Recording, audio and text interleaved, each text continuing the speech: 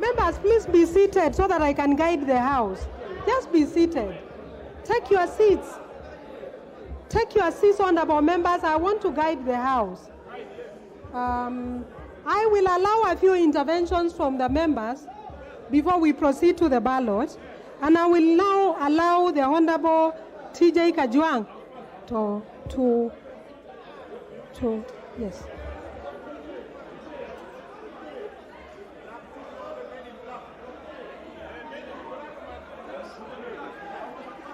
Yeah, I will give you.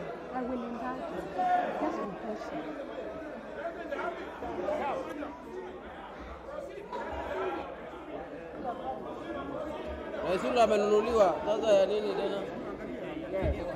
Thank you, Madam Returning Officer. And first of all, because this is the first time we are interacting with the table, we want to thank you for preparing elaborately this House to enable to accommodate all of us. I have a constitutional fundamental issue to raise. And members who have been here before and members who are joining us for the first time, this is a debating chamber. And we'll be here for 5 years. And so all the issues that need to be spoken, which the nation needs to know, should be spoken, because that is why we have come, and that is why we took off to present these issues. And so I raise a constitutional fundamental issue on the candidate on the table, which is number 4, Honorable Senator Moses Wetangula, touching Madam Returning Officer. I am sure that when members will keep quiet and listen, they will be able to follow me and be able to respond. And all those issues can be responded to in a very civilized manner. Whether that candidate is legible as a candidate for Speaker. Madam Returning Officer, under the Constitution, Article 103, as read with Article 106, mandates that a person is qualified if that person is not a member of this House, and if he's a member of the other House, he has submitted his resignation to the Speaker. No, just give me time. You are an old man. You are an old man. No, don't say so. Use parliamentary words to me. Now, Madam Returning Officer, as much as I've been able to check out, the member who is number 4 is actually an elected senator of the other House. Now, if he is elected member of the other House, he ought to have presented this resignation to the Speaker.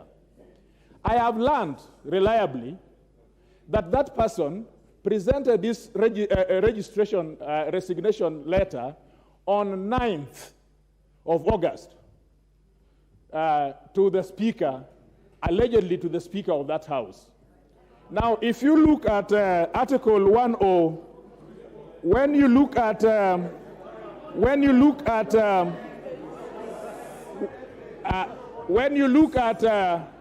allow me, order. Order. A day after the elections. I'm explaining myself, please. Now, the Speaker to whom he allegedly delivered his resignation letter was already an elected governor. It means according to the Constitution, according to the Constitution, 103 says that the term expires on 102 at the date of the general election. The term of this House and the term of the other House expired on 8th, not on 9th. The term of the Speaker of that House expired at that time when that person was elected as governor. It means that on 9th, there was no Speaker to whom the candidate would have given his election papers. So the fact of the matter is that if you have an office without a substantive holder thereof, then that office is no office. So if, as I am reliably informed, that he tendered his resignation to an office without the substantive member being, the substantive holder of that office being validly in that office, then he resigned to no Speaker. I ask you, Madam Returning Officer, because this is a very, it is not, no, he's a returning officer. By law, he's a returning officer. That is what he is, yes? This is an issue which is not only important to us, but important to all those other candidates who have a valid, some of them who are not in this House, who have a valid responsibility to ask. The last one, and this may draw a lot of protestation from somebody who does not like my thinking, and in this House, we must not like each other's thinking. The same person that is the candidate, there is a valid resolution of this House. There is a valid resolution of this House, which in record, saying that that particular person is not eligible to hold a public office in Kenya. Madam Returning Officer, this is a House of Records. This is a House of Records.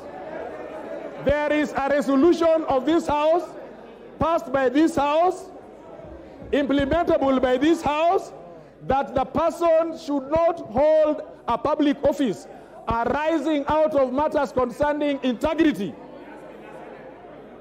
So in both those grounds, I ask you, Returning Officer, to find that one Moses Wetangula is not eligible to be a candidate for the Speaker of this House. I thank you so much.